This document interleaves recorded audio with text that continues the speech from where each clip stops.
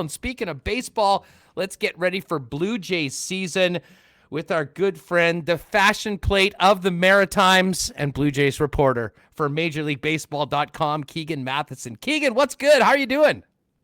Doing very well. Happy to be here, guys. How's everything? Well, things are good right now for us. It's been sort of a crazy few months for all of us here. Certainly anyone that was working at the old station. But for Michael and myself, we've got a good thing going on right now. We've had incredible support from the people here in Winnipeg, and I think we've had great chats through over the years on the station back on Pembina, Keegan, and I think we all realize that Winnipeg is one of the great passionate sports cities in Canada, and the support we are getting right now doing this, trying to bring this content to people has been overwhelming. And there's been a lot of Jets talk. There's been a lot of talk about the CFL, XFL, but there's a lot of excitement growing for the Blue Jays in spring heading into opening day. You've been around the team. You're certainly in the GTA.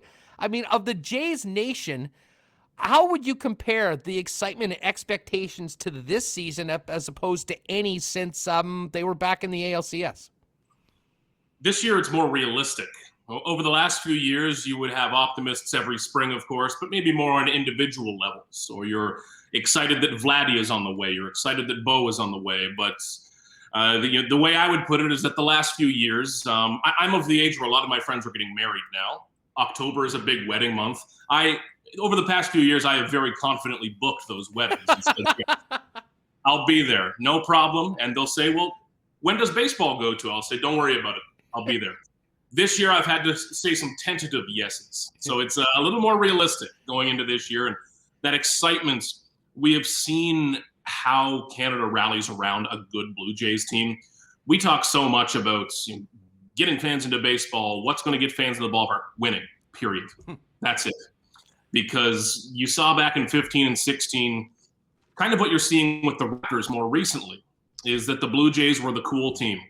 And that's a very simple way to put it, but I think it's what matters. And if they get back to that point, man, look out. It's going to be really exciting here in Toronto. No, it's a great point, Keegan. There is absolutely no substitute for winning, especially for a team that is essentially a national team. I mean, a huge portion of Blue Jays fans never have the opportunity to go to a game. And I mean, their fandom is tuning in and watching the games on Sportsnet or listening to the games on the radio, if they're still doing that. That's another conversation entirely. But the excitement and the interest is directly correlated to where the team is, and I think that in a lot of ways sort of speaks to how aggressive the Jays were in free agency this year, trying to add to a pretty exciting young core to give them a better chance to compete. Yeah, the market that the Blue Jays have, it's my regular day-to-day, so I almost lose sight of that sometimes, how rare it is to have a national market. When you go down to a market, whether you are in Boston or St. Louis or Detroit, there's nobody in that local market that has to make an 18 or 25-hour drive to get to a ball game. It's growing up on the East Coast, for example, when you go out to a Blue Jays game, that might be your summer trip, really, for a lot of families. So I think the market they have in terms of the potential reach, I think is where this gets important, because once the Blue Jays get good again, they're already good, but once they get great and truly competitive again, man, the potential is there to sell a lot of jerseys, a lot of $12 beers, a lot of tickets, and those things eventually add up. Those things eventually turn into more free agent signings. So once this ball gets rolling, it can really snowball. Well, the biggest fish when it came to free agency was George Springer. Big picture, let's talk about what the commitment to Springer means for the Blue Jays for this season, and how's he doing heading into opening day, which he probably won't be available for. Yeah, a major commitment, at least off the start, for the Blue Jays. 6 years, $150 million US dollars. That's no small number. And the Blue Jays don't make that commitment unless they are absolutely certain this is the guy. Because when you are at this stage in the rebuilding or competitive process as the Blue Jays, yes, you have the bullets to take those big swings, but you can't miss. You have to nail it when you go that big, because we've seen in baseball especially how these major contracts, when they go wrong, how they can really sink a franchise over 4 or 5 years in the back end. So they believe in Springer, and he fits perfectly, really, with where they are. As a center fielder every day, with the on-base tool that he has all around, playoff experience, I don't think you could have lined this up better for the Blue Jays. It just simply made too much sense. Now, if he's ready for opening day, we'll see. This will go up to the last minute, I think, for the Blue Jays. And even if he just misses those first 6 or 8 games, that's okay. He can still get into 150 this year, and that's more than enough to really carry this team. But as long as that oblique injury doesn't turn into too much more. It was a grade 2, so it's not just a small ache. It was something real going on in there, but we should know more by tomorrow, probably the day before opening day. Assuming everybody is healthy, Keegan, let's look at the optimum Blue Jays lineup right now. Let's start in the outfield. Springer will certainly be a part of it. Who else is in there assuming everyone's available for Charlie? I think that has to be Springer with Teoscar Hernandez in right and then Lourdes Gurriel Jr. in left. Is Hernandez the most gifted fielder in the world? No. Big arm, but he does enough there, and he has one of the highest offensive ceilings on this team. His raw power is absolutely incredible. That leaves Randal Grichuk as the odd man out for now, but we're already seeing how that's going to work out. There will be days where a guy is feeling something, where they're on a cold streak, or where there's a DH day for Randal Grichuk. He's not going to play 150-plus games, I don't think. Jonathan Davis will be there as a backup outfielder as well. But there's enough in there for Grichuk. And this is what happens when you are a competitive team. You're going to have some guys making $8 or $9 million who you're trying to find spots for. That's a good problem because the last few years at this point, we're probably talking about, well, who is going to play left field for the Blue Jays? So having one too many options is a good thing, but I think you have to have Gurriel, Springer, and Hernandez. That's your best offensive outfield. Not your best defensive one, but the bats are enough to make up for that. All right, before we get to the infield, Vlad Guerrero is such a key part of the future. Before we talk about where he's going to fit in, he looks a lot smaller this year. If you could, for people that haven't been paying attention to spring training, how much better shape is Vladimir Guerrero Jr. in this season, and what does that mean for his prospects individually before we talk about everyone else that'll be beside him? Yeah, much better. Now, Vladdy says that it's 42 pounds he has lost, which is going back to last year's summer camp. So we're talking maybe about 9 months roughly in there, give or take. And that's big for Vladdy because he is someone who is what we would call big boned or big structured. He could drop all of the fat on his body and still be wearing that 36, 38 waist, I'm sure. I'm speaking from some level of experience here. And with Vladdy, to get down to where he is now is a much better weight for him. He was up in that 280-plus range last year, and he can walk into the ballpark and hit a home run at that weight. No problem. But for him, it's about sustaining it over 162 games of not just playing, but traveling, working out. These guys wear down over a year, and that's what Vladdy said. He said, I got tired. It wasn't a lack of fitness in an at-bat to at-bat situation. It was month to month and sustaining that. So having Vlad where he is now, much better for the Blue Jays. But that being said, no matter how many Instagram workout posts we saw this offseason, this matters when you're on the field. What's it going to do to your numbers? Because frankly, you must wait that quickly. Maybe you pull a muscle. What's your muscle health like? There's risks involved in that too. But thankfully for Vladdy, all credit to him, and thankfully for the Blue Jays, it's worked out so far. He's hitting the ball hard, but more importantly than anything, he's hitting the ball in the air. And that's been the big issue for him these first couple of seasons. He's beating the ball into the ground. He's never going to beat out infield singles. That's not his game. That's fine. But now that he's lifting the ball, that's when you're going to see his numbers completely take off. Keegan Matheson of MLB.com getting us ready for Blue Jays opening day later on this week. So, we know Guerrero would like to play on the left side of the infield. Where does the manager have him slated, and who else will be part of the diamond? That's right. So Charlie Montoyo and Logic has Vladdy at first base. That's where he's going to be, I think, long-term at first base. The conversation about him at third over the offseason, it was framed a lot about him wanting to return to third base. But I think this works a lot better if you have just the option of Vlad at third base. So if there's a day where you want to stack up your lineup with a bunch of bats, maybe you try to hide Vladdy at third base for one day a week. See if that works. The Rays do that all the time where they'll try to hide a defender to get a bat in the lineup. It can work. So as long as he can do that once a week, maybe that's good enough. So from there, you'll have Marcus Semien at second, Bo Bichette at short, which gives the Blue Jays really one of the best middle infields in baseball, especially offensively. And then at third base, Cavan Biggio. That was probably the biggest question for me when I was down in Dunedin watching games is, how's he going to look? Cavan Biggio at third, and how's his arm going to look? Because that's a way different throw than from second base. But he is such a natural ball player. He is instinctually so good on the field. And those things are hard to quantify, but I think you see it there, where you drop Biggio into another position, and he just says, sure, who cares? I'll do it, and I'll do it well enough to keep this team going. That's what he's done so far. What about behind the plate? This Danny Jansen show pretty much all season? Mostly, but everybody's going to be clamoring for Alejandro Kirk. I know where the tastes of Blue Jays fans lie. I know that Kirk is really becoming a fan favorite already, and he's one of the most interesting players, honestly, in this entire organization. Speaking of big boned. He is, certainly. He is built thick. I do not want to be in a home plate collision with Alejandro Kirk, but man, he hits everything. When he swings, he is making contact. Not a lot of walks, not a lot of strikeouts, but contact. Great hand-eye coordination. So the challenge for him will be defense. Danny Jansen does a good job behind the plate, and he manages that pitching staff very well, which is what the Blue Jays love about him. How can Alejandro Kirk catch up in that regard? We'll see. But how good his bat is, I'd expect his numbers to be better than Jansen, which a lot of fans are going to look at right away and say, well, start him. But a lot of this is going to have to do with defense, and maybe you can get Alejandro Kirk in there with some DH days. I think will be part of this strategy. All right, well, that's only half the equation. You can't win if you can't pitch. Hyunjin Ryu, I thought, was a great addition last year. They continue to try to bolster up the rotation and the bullpen. I guess the Kirby Yates signing was exciting for a while, and now he's done for the season. But let's start with the rotation. Behind Ryu, who we imagine will get the ball on opening day, how much better is this rotation than what we remember from last season?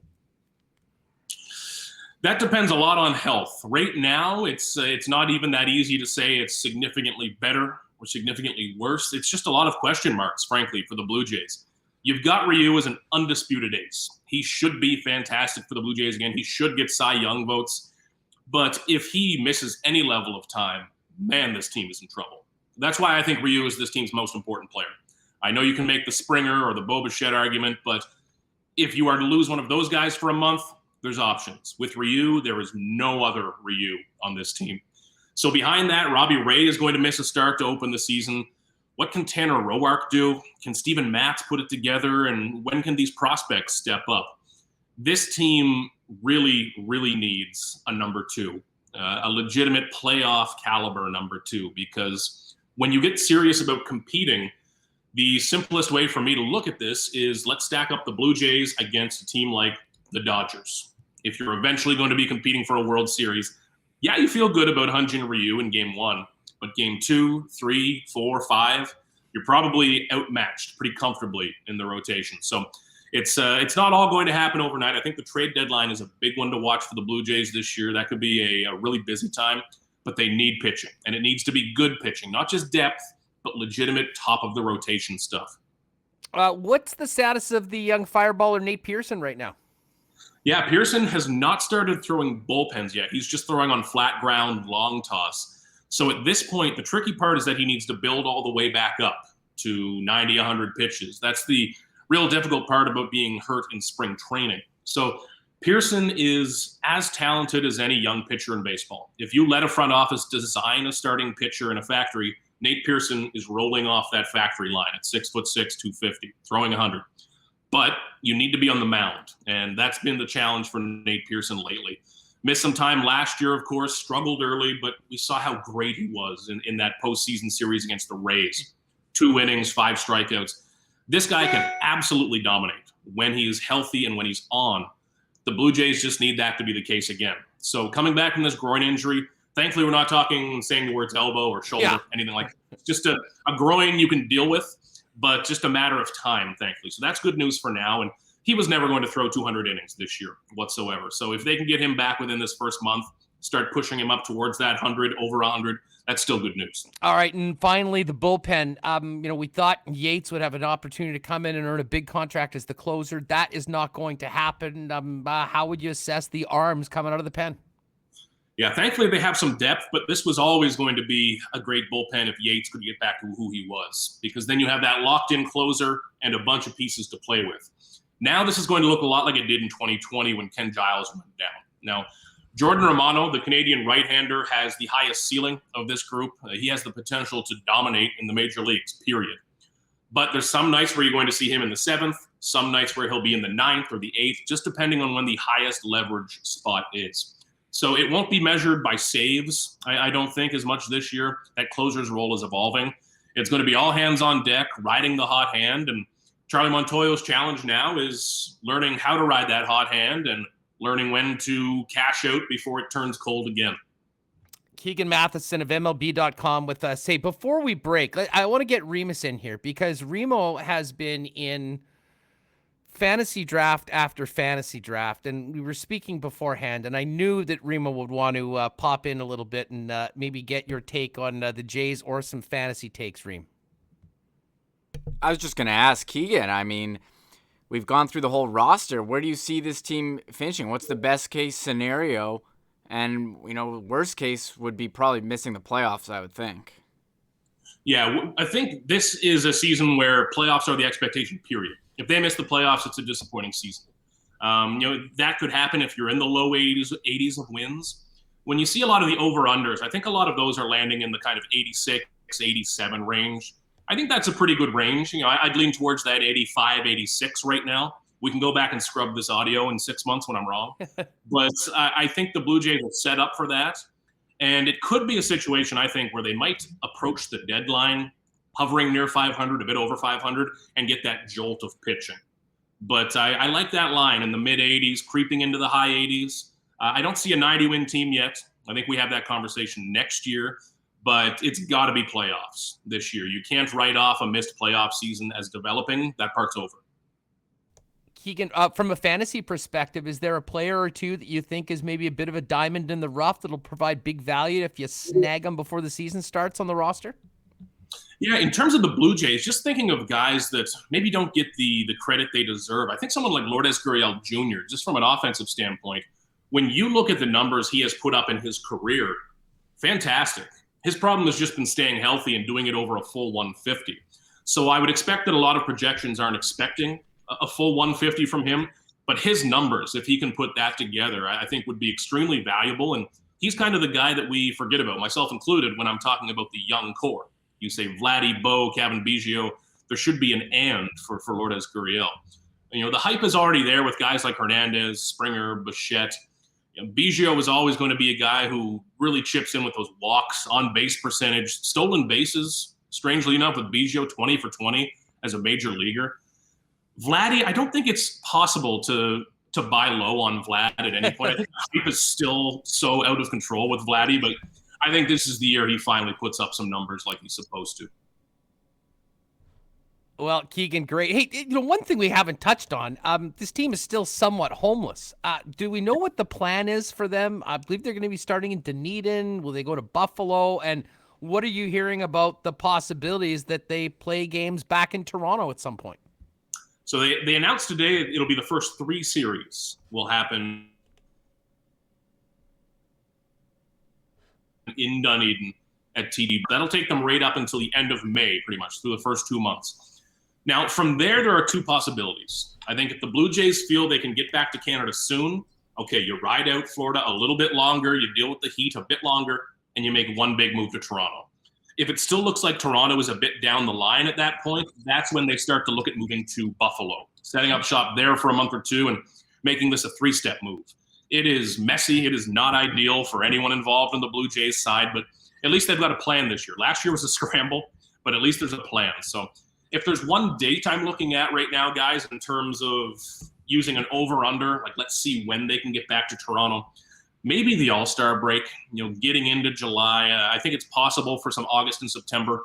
Probably not with fans or many fans, but you got to hope because, as good as it is to have baseball on the TV, I'd sure like to be in a press box at the ballpark. Yeah, no doubt about that. And I think a lot of fans, it doesn't matter whether you're a Goldeye fan here in Winnipeg that just wants to get out to the ballpark and do what we love to do. Go watch a baseball game, have a beer, grab a hot dog. And, the other thing is, and we have this conversation, whether it's CFL, NHL, there's a lot of money involved as well. And I mean, luckily they have quite well-heeled owners that can maybe handle, some losses or whatnot. But certainly from a business standpoint, getting this team back home, playing in front of their own fans is crucial when it comes to the bottom line for the Blue Jays as an entity themselves.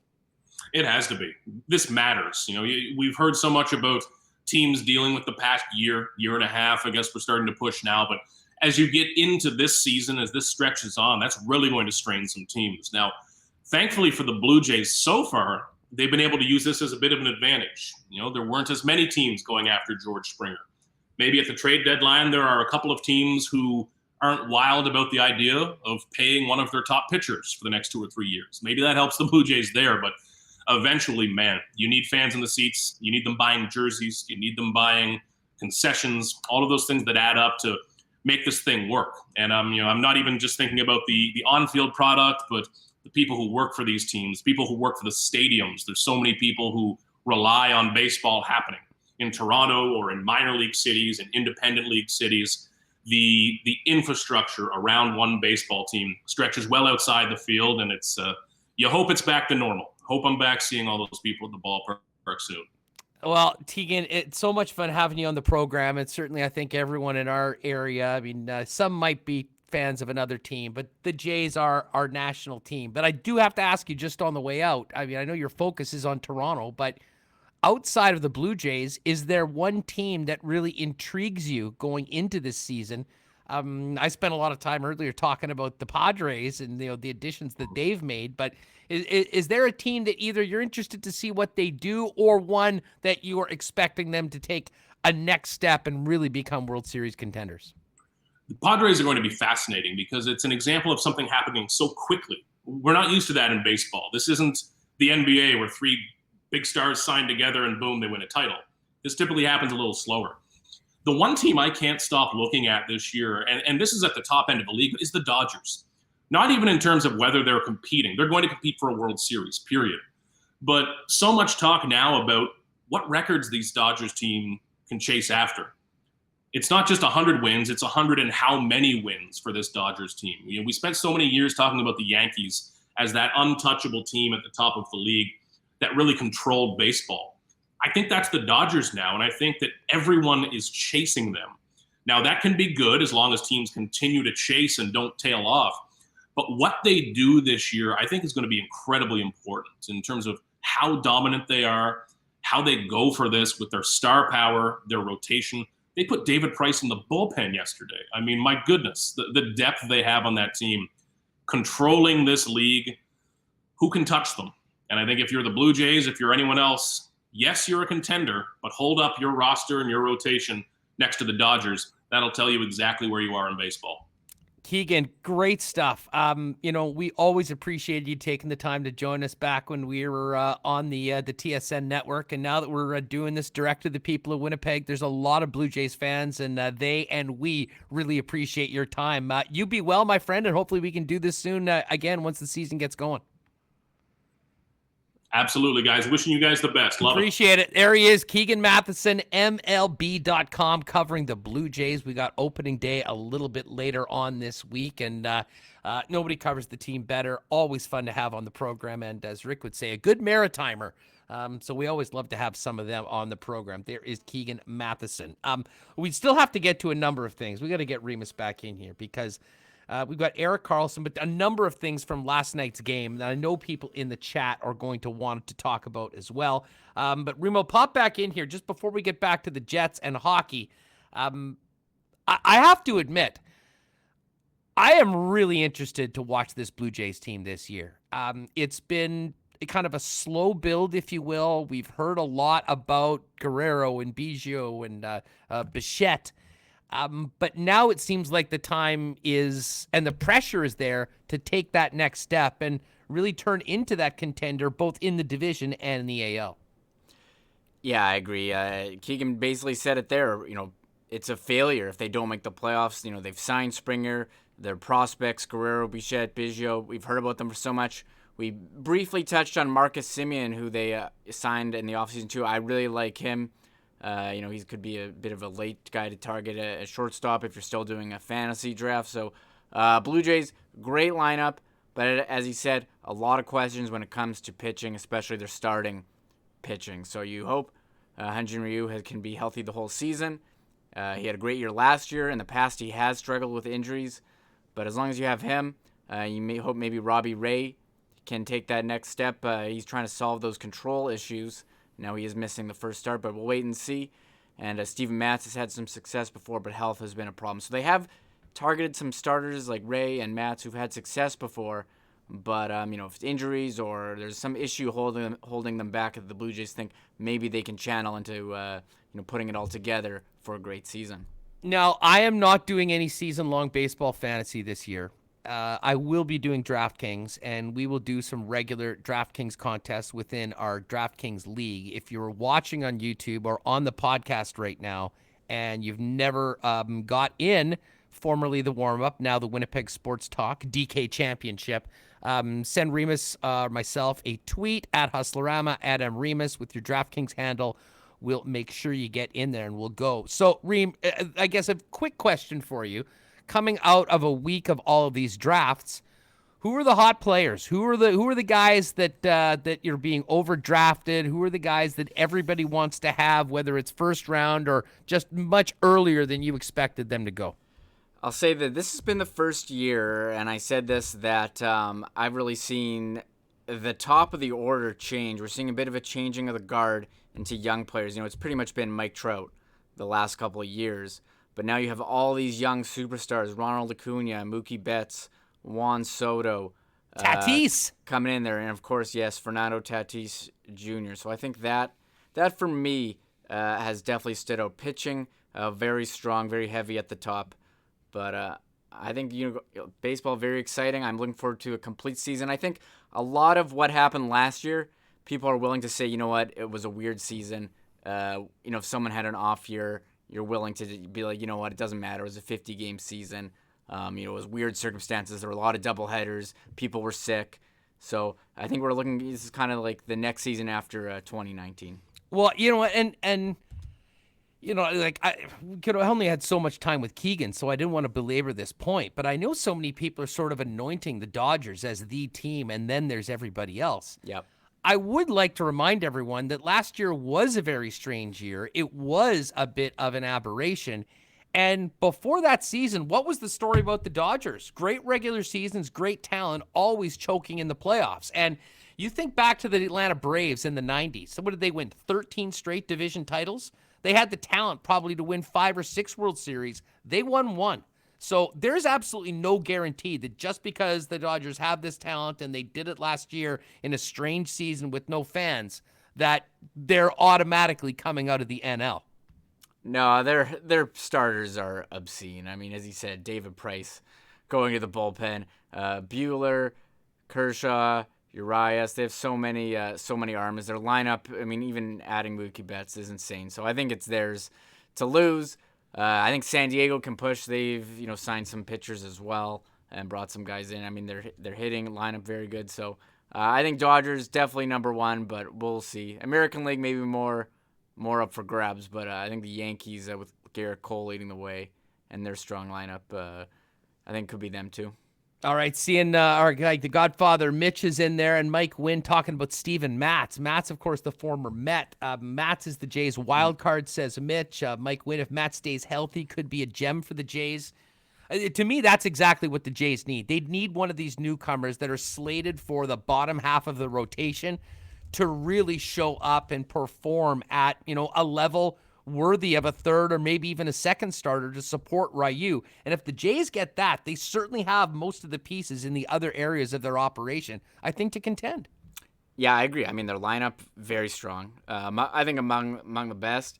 And then you look at the pitching, Ryu, but you hope Robbie Ray can solve his command. Steven Matz, he can be healthy. Pearson, same thing. And Tanner Roark, he's been a solid pitcher with the Nationals for a long time. I mean, solid 3, 4, 5 kind of guy. So he's a depth starter. And you hope it all comes together, and then your pitching, coaching can harness the talent of a Ray and a Matz to be consistent for an entire year. Easier said than done, but I mean they're targeting the right kind of guys who've shown flashes before, and the biggest example is Jose Bautista, who had shown flashes, nothing to what he turned out to be for the Blue Jays, but that was the kind of guy who J.P. Ricciardi targeted, and now you have the current GM Ross Atkins looking for something similar.